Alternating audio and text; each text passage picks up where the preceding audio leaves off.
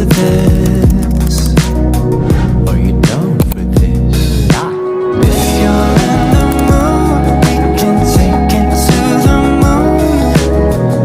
Just like a movie scene, table for two. No need to be. Halo guys, selamat datang di podcast Ceria, Cerdas dan Riang bareng Cici Alia.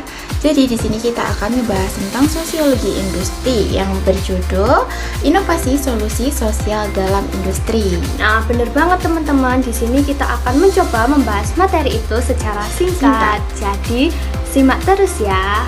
Oke. Berbicara tentang masalah sosial dalam dunia industri, pasti sering terjadi dong. Masalah sosial di dunia industri itu diantaranya adalah tentang kesenjangan pendapatan, di mana kesenjangan pendapatan ini dapat menimbulkan konflik. Selanjutnya adalah tentang pencemaran lingkungan. Industri yang kurang bertanggung jawab akan menyebabkan pencemaran lingkungan. Selanjutnya ada masalah industri tentang keselamatan kerja. Kurangnya standar keselamatan kerja dapat menyebabkan kecelakaan. Lalu masalah sosial selanjutnya adalah tentang diskriminasi dan perlakuan tidak adil. Diskriminasi ini bisa terjadi berdasarkan jenis kelamin, ras, atau tentang agama. Nah, aku mau tanya nih Kak Alia, gimana sih cara mengidentifikasi masalah sosial yang ada di industri? Cara mengidentifikasi masalah sosial itu dengan cara memahami dan mengidentifikasi masalah yang tepat nih Kak Cici. Nah, proses ini tuh penting untuk memastikan bahwa solusi yang dirancang benar-benar relevan dan efektif dalam mengatasi permasalahan yang dihadapi. Kemudian ada juga nih caranya yaitu dengan cara pemahaman yang lebih baik. Yang kedua ada pengembangan solusi yang tepat. Yang ketiga ada pengambilan keputusan yang lebih baik. Dan yang keempat ada meningkatkan citra perusahaan.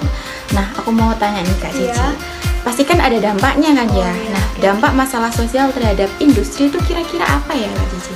Dampak, oke. Kalau kita membahas dampak ya, dampaknya itu pasti banyak banget ya teman-teman. Yang pertama, dampaknya itu akan terjadinya pengurangan produktivitas. Kemudian ada meningkatnya biaya operasional, mengganggu operasi, dan lain-lain. Misalnya tentang pencemaran lingkungan akibat aktivitas industri, itu tuh dapat menyebabkan protes masyarakat. Seperti itu Kak Alia. Kemudian solusi inovatif. Kita kalau membahas tentang solusi inovatif, kriteria penilaiannya gimana sih untuk kalau tentang kriteria pasti macam-macam ya Kak Cici. Ada 4 macam nih, kebetulan setahu saya ya, ada 4 macam. Yang pertama yaitu efisiensi. Solusi itu harus efektif dalam mengatasi masalah sosial. Solusi harus menghemat waktu, biaya, serta sumber daya. Yang kedua ada keterjangkauan. Solusi harus dapat diakses oleh kelompok sasaran. Solusi harus hemat biaya dan berkelanjutan. Yang ketiga ada kelestarian. Solusi harus ramah lingkungan dan berkelanjutan. Solusi harus mengurangi dampak negatif terhadap lingkungan nih Kak Cici. Dan yang terakhir adalah dampak positif. Solusi harus memberikan manfaat bagi masyarakat. Solusi harus meningkatkan kesejahteraan dalam kualitas hidup. Kemudian ada juga nih Kak Cici, penerapan solusi inovatif di industri, yaitu dengan cara diiringi dengan evaluasi berkelanjutan untuk memastikan bahwa solusi tersebut efektif dan memberikan hasil yang diharapkan nih Kak Cici. Oke. Gitu nih, gimana Bang ya? Paham. Nah, kemudian ada tentang tantangan nih Kak Cici. Kira-kira tantangannya itu apa ya? Oke, tantangan dalam solusi itu pasti banyak ya teman-teman. Nah, tantangan dalam merancang solusi yang inovatif yang pertama itu ada keterbatasan sumber daya, dimana kalau kita ingin mencari solusi pasti kita akan membutuhkan sumber daya yang memadai, mulai dari tenaga ahlinya, dananya, dan lain-lain. Kemudian tantangan selanjutnya adalah ketidakpastian pasar. Pasar yang dinamis dapat menimbulkan resiko bagi solusi inovatif. Tantangan selanjutnya adalah hambatan budaya dan birokrasi, dan selanjutnya adalah tentang kurangnya dukungan dan kerjasama Kak Alia. Nah, aku mau tanya nih, kalau solusi ini pasti membutuhkan dukungan kan? Betul nah, siapa banget. aja sih Kak yang berperan dalam mendukung solusi inovatif di dunia industri? Ini juga penting ya teman-teman buat kita. yang berperan dalam kepentingan solusi inovatif industri, yaitu yang pertama pasti ada pemerintah nih Kak Cici. Oh, pemerintah. Iya, betul banget. Nah, perannya itu menciptakan lingkungan yang kondusif untuk inovasi sosial. Dan kedua ada industri. Perannya yaitu mengimplementasikan solusi inovatif dalam proses produksi dan operasional. Yang berikutnya adalah organisasi non-pemerintah nih, yang berperan sebagai katalisator dalam menyebarkan kesadaran dan mendorong perubahan sosial. Dan terakhir pastinya ada masyarakat nih Kak Cici, yang menjadi yang berperan dalam adopsi dan adaptasi solusi tersebut. Nah, untuk strateginya nih Kak Cici, kira-kira kayak gimana ya strategi yang dibutuhin?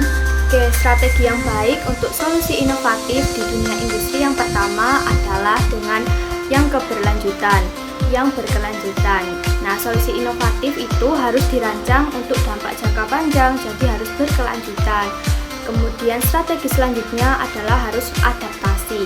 Solusi harus mampu beradaptasi terhadap perubahan kondisi. Selanjutnya tentang kolaborasi. Penting banget melibatkan berbagai pemangku kepentingan untuk mendukung solusi inovatif ini. Nah, sudah banyak nih yang kita bahas. Betul banget. Kira-kira apa sih Kak kesimpulannya dari materi ini? Nah, untuk meringkas nih ya buat teman-teman juga biar lebih paham, kesimpulan dari apa yang kita omongin tadi yaitu inovasi sosial dalam industri itu membutuhkan kolaborasi dan komitmen dari berbagai pihak. Ini betul banget. Nah, penting untuk secara berkala mengevaluasi dampak dan berkelanjutan solusi yang diterapkan. Solusi inovatif dapat diadaptasi dan disebarkan untuk mengatasi masalah sosial di berbagai sektor nih Kak Cici. Oke, terima kasih banyak Kak Alia atas terima kasih penjelasannya. kembali. Oke, jadi itu dia teman-teman poin dari inovasi solusi sosial dalam industri. Kita telah melihat betapa pentingnya memahami hubungan antara industri dan masyarakat. Teknologi terus berkembang, industri terus berubah, dan sebagai bagian dari masyarakat kita juga harus terus beradaptasi. Gimana nih teman-teman, udah paham nggak ya gimana nih menurut Paham. kalian?